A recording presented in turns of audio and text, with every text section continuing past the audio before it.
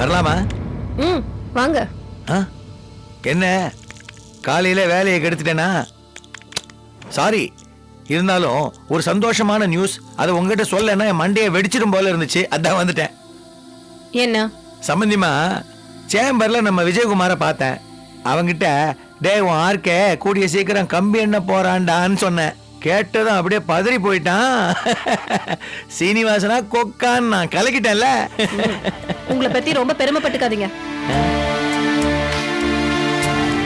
அந்த ஆள் உள்ள போற வரைக்கும் அதை பத்தி நம்ம பேசக்கூடாது. நம்ம எடுத்த முடிவை மறந்துட்டீங்களா? இப்படிதான் யார்கிட்ட எப்ப என்ன சொல்லும் தெரியாம உளறிடுவீங்க. இப்ப நீங்க சொல்லத கேட்டு அந்த கும்பல் உஷாராடாதா? என்ன சம்பந்திமா, என் மேல ரொம்ப கோவமா இருக்கீங்க? ஆமா, நீங்க செய்யற ஒவ்வொரு காரியமும் அப்படிதான் இருக்கு. என்ன சொல்றீங்க? உங்க வீட்ல பணம் காணாம போனா போய் போலீஸ்ல கம்ப்ளைண்ட் பண்ணுங்க. அதை விட்டுட்டு எல்லார் மேலயும் சந்தேகப்படுறீங்க. சம்பந்தி, நீங்க என் தங்கச்சியை சந்தேகப்பட்டு அவ வீட்ல போய் விசாரிச்சிருக்கீங்க. நீங்க எப்படி என் தங்கச்சியை சந்தேகப்படலாம்? ஐயோ சம்பந்திமா, உங்க தங்கச்சி மேல நான் சந்தேகப்படுவேனா? அவ என்ன ஒண்ணு இல்லாதவளா? நீங்க தான் அவளுக்கு கோடி கோடியா சொத்து கொடுத்திருக்கீங்களே. உங்க வீட்ல பணம் காணாம போச்சுன்னு சொன்னீங்களே, எவ்வளவு? கோடியா இல்ல லட்சங்களா? அது இருக்குமா, கிட்டத்தட்ட ஒரு 25,000 தான், ஒன்னும் ஜாஸ்தி இல்ல. சரி சம்பந்திமா, உங்க மூடு இப்ப சரியில்லை, நான் அப்புறமா வந்து பேசுறேன்.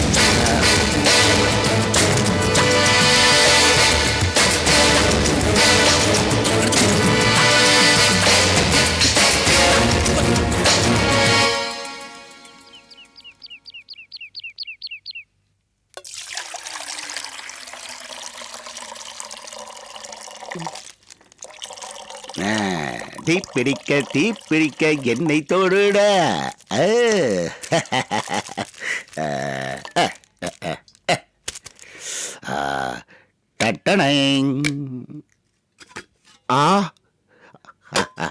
ஆவி பறக்கிற இட்லி, தேங்காய் சட்டினி, வெங்காய சட்டினி, சுட சுட பால், தூக்கலா சர்க்கரையை போட்டு ஒரு வெட்டு வெட்டிட வேண்டியதான்.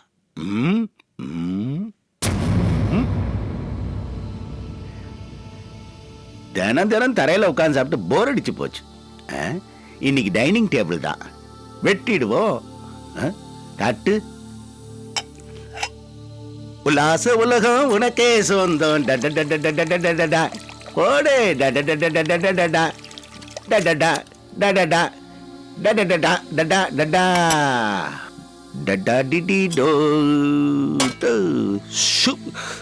அடேங்கப்பா அப்பா, டடாங்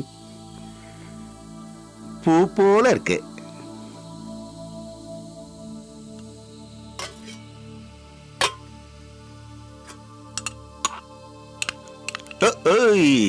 சட்னி சபாஷ், வெங்காய சட்னி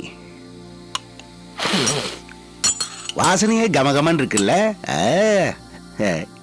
இரு வர.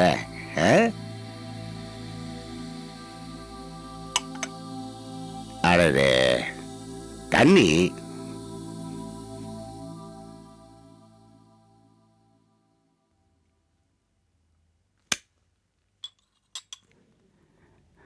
ஆஹா, ஐஸ் வாட்டர் ஜில்லு ஜில்லுன்னு இருக்கு. ஜில்லு.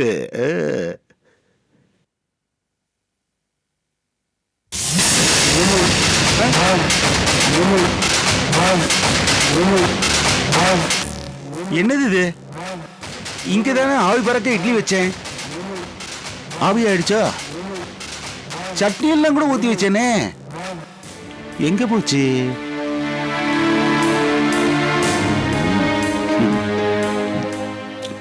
ஜெயில் இந்த களி உப்பு சப்பு இல்லாம இருக்கும்.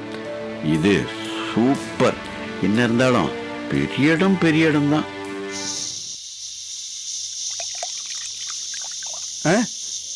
பால் பொங்குது.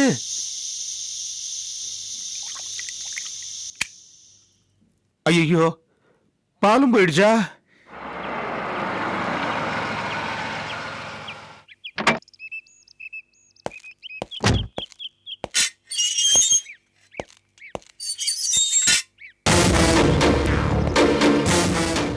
ரோஹிணி ரோஹிணி ரோஹிணி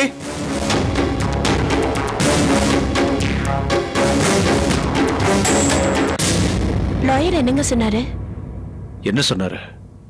அந்த சீனிவாசன் பேச்சை கேட்ட லாயரை ஆடி போயிட்டாரு. இருந்தாலும் அப்பா மேல அவங்க எந்த விதமான ஆக்ஷனும் உடனடியா எடுக்க முடியாதா? ரோஹிணி, இந்த அபிராமி ஸ்ரீனிவாசன் 2 பேரும் சேர்ந்து அப்பா பேருக்கு களங்கம் உண்டாக்கிட்டு இருக்காங்க. அந்த அபிராமிக்கு இன்னும் என்னதான் வேணுமா? சொத்தை பறிச்சாச்சு, நிம்மதியும் போச்சு. இன்னும் அவளுக்கு ஆத்திரம் அடங்கலையா? பேய் பிசாசுக்கு கூட ஒரு வரமுறை இருக்கும். ஆனா இந்த பிசாசுக்கு எந்த வரமுறையும் இல்ல. ரோஹிணி, இந்த லாயர் பிரகாஷ் உங்ககிட்ட கொடுக்க சொன்னாரு. நீ ஒர்க் பண்ற பேங்க்ல தான் அப்ப அபிராமி லோன் எடுத்திருக்கா. அதை பத்தின எல்லா டீடைல்ஸும் வேணுமா? அதை உன்னாலதான் செய்ய முடியும்னு சொன்னாரு. நிச்சயமா செய்றேன், கொடுங்க. அபிராமி இண்டஸ்ட்ரீஸ் பத்தி தீபா கொடுத்த எல்லா டீடைல்ஸும் இதுல இருக்கு. வேற என்னென்ன வேணும்னு இதுல எழுதிருக்காரு. படிச்சு பார்த்து தெரிஞ்சுக்கோ. சரிங்க, முதல்ல நீங்க சாப்பிட வாங்க, நான் அப்புறமா படிக்கிறேன். இல்ல ரோஹிணி, எனக்கு பசிக்கல. ஆமா, ஜூனியர் எங்க? சார் இவ்வளவு நேரம் ஆட்டம் போட்டுட்டு இப்பதான் தூங்குறாரு. ஓ அப்படியா, சரி.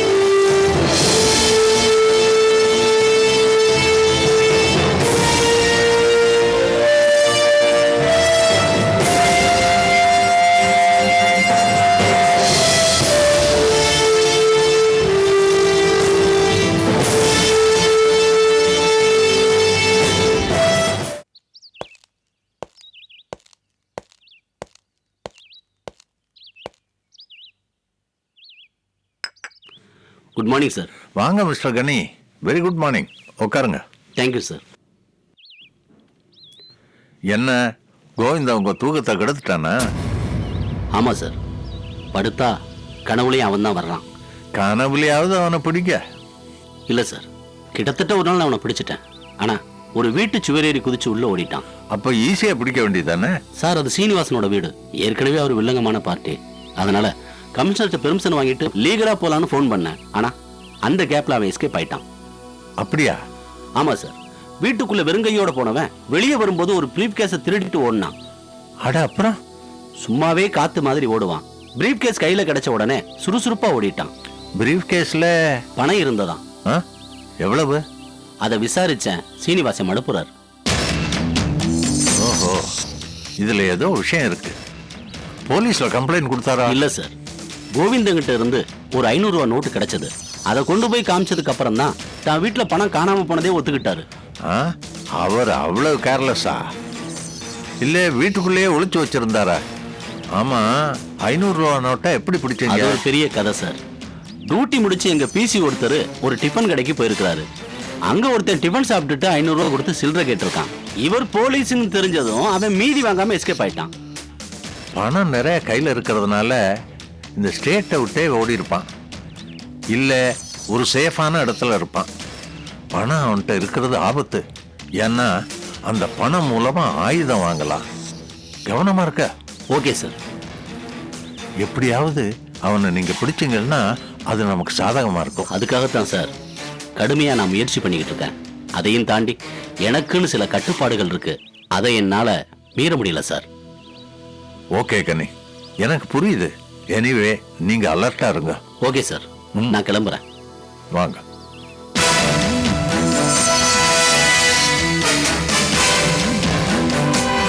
ஹர சிவனே அருணாச்சலனே அண்ணாமலையே போற்றி. சிவவும் நம சிவாய. சிவ சிவ ஹரனே சோணாச்சலனே அண்ணாமலையே போற்றி. ஹர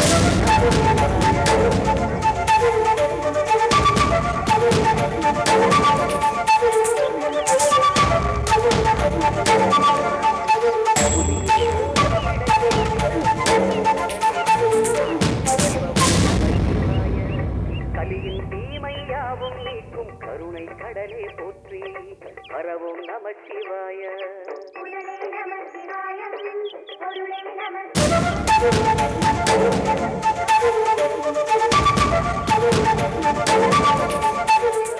ரம்யா, நீ யாருக்காக சாமி கும்பிட வந்திருக்க? உனக்காகவா இல்ல உங்க அக்காவுக்கு நல்ல புத்தி வரணுங்கிறதுக்காகவா? நானும் என் புருஷனும் உங்களுக்கு என்ன பாவம் பண்ணோம்? ஆதரவு கொடுத்தோம், படிக்க வச்சோம். உங்க அக்காவை மருமகளை ஏத்துக்கிட்டா. மருமக பேச்ச நம்பின என் புருஷன் மகன்களே கோச்சுக்கிட்டாரு.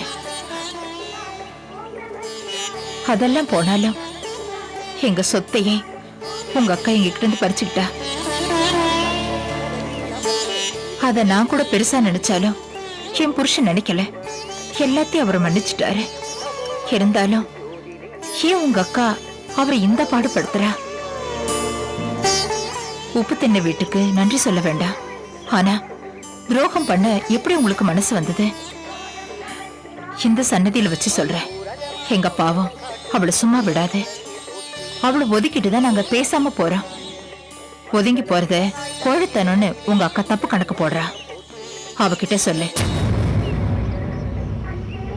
என் புருஷன் மேல எதுக்கும் கலங்க மாட்டாரு. அவ வாங்கின கடனை இவரை அடைக்க சொல்றா. இதெல்லாம் நியாயமா? இதெல்லாம் உங்களுக்கு தெரியாது? தெரிஞ்சா அமைதியா இருக்கீங்களா? ஒரு தங்கச்சியா நீ உங்க அக்காவுக்கு புத்திமதி சொல்லக்கூடாது? ஆனா ஒண்ணு மட்டும் நிச்சயம்,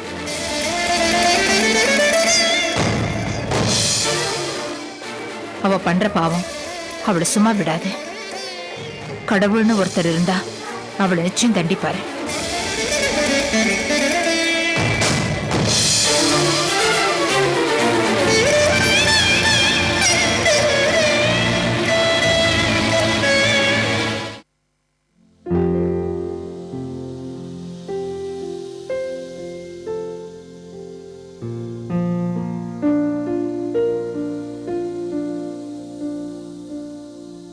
நல்லா, நான் மார்க்கெட் போயிட்டு சரி வந்துடுறேன். சரி, போயிட்டு வா.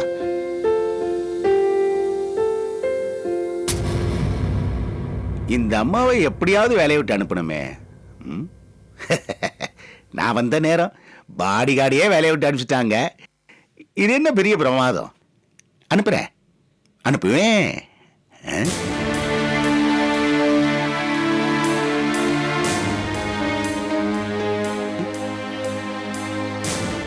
அடே அப்பா, அபிராமி அம்மா பயங்கர கில்லாடி.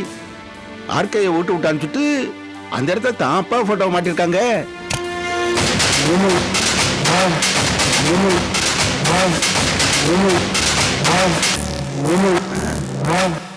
ஆமா, இந்த இடத்துல என் போட்டோ இருந்தா எப்படி இருக்கும்?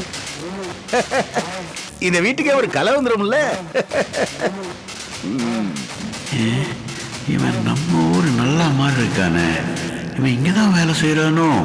இந்த வீட்டை விட்டு திரும்பி நான் ஊருக்கு போகும்போது சாதாரண ஆளா போக கூடாது, பெரிய பணக்காரனா தான் போகணும். அதுக்கு ஏதாவது ஒரு பிளான் பண்ணணுமே.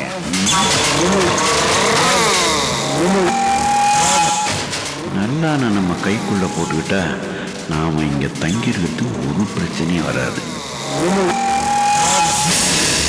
நல்லா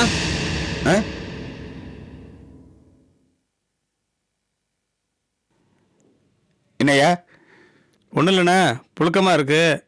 குடிக்க கொஞ்சம் ஃப்ரிட்ஜில் இருந்து ஐஸ் வாட்டர் எடுத்து கூட. நீ கெட்ட கேட்டுக்கு ஐஸ் வாட்டர் நேரம் வட்டம் ஒன்னையும் கவனிச்சுக்கிறேன்.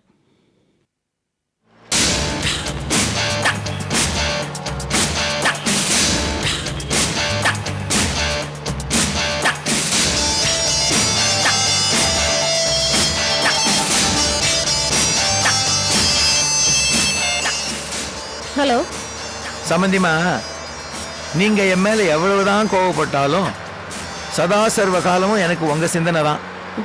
சொல்லுங்க. சரி, இப்ப எங்க இருக்கீங்க? கார்ல போயிட்டு இருக்கேன். கூட அந்த பாடி கார்டு இருக்கானா? இல்ல, அவனை வேலையை விட்டு நிறுத்திட்டேன். நல்ல வேலை செஞ்சீங்க. நீங்க போன் பண்ண விஷயத்த சொல்லுங்க. அம்மா, ஆர்கே விஷயத்துல நான் அவசரப்பட்டேன் நீங்க என் மேல கோவப்பட்டாலும் நீங்க இப்ப அவசரப்பட்டு செயல்பட வேண்டிய ஒரு விஷயத்தை நான் உங்களுக்கு சொல்ல போறேன். ஸ்ரீனிவாசன் சார், நீங்க எதுக்கு ஃபோன் பண்ணீங்களோ அந்த விஷயத்த சொல்லுங்க. சரி, எந்த ஏரியால டிரைவ் பண்ணிட்டு இருக்கீங்க? நான் ஈசிஆர் ரோட்ல திருவாமியூர் தாண்டி போயிட்டு இருக்கேன். கரெக்டா தான் போயிட்டு இருக்கீங்க. நேரா அப்படியே போகாம லெஃப்ட்ல கட் பண்ணி ப்ளூ மூன்ல இருக்கிற ரெஸ்டாரண்ட்டுக்கு போங்க. அங்க நான் எதுக்கு ஃபோன் பண்ணேன்னு உங்களுக்கு புரியும்.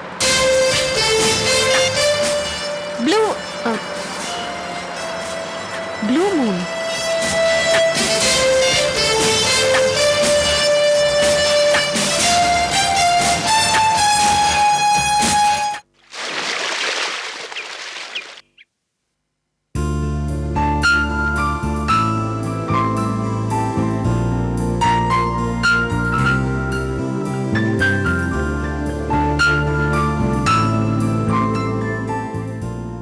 உமா, உன் முகத்தை பார்க்க கூட எனக்கு ரொம்ப சங்கடமா இருக்கு.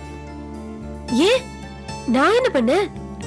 என்ன இருந்தாலும் எங்க அக்கா உங்க அப்பாட்ட அவ்வளோ கடுமையா பேசிடக்கூடாது. அவங்க கருத்தை அவங்களுக்கு தெரிஞ்ச மாதிரி தானே சொல்ல முடியும். பாசத்தை காட்டுறதுல வேணா நடிப்பு இருக்கலாம், ஆனா கோவத்தை காட்டுறதுல நடிப்பு இருக்க முடியாது. எங்க அப்பா சொன்ன மாதிரி உங்க அக்கா மேல எங்களுக்கு எந்த கோவமும் இல்ல. இந்த வார்த்தை எனக்கு போதும் உமா.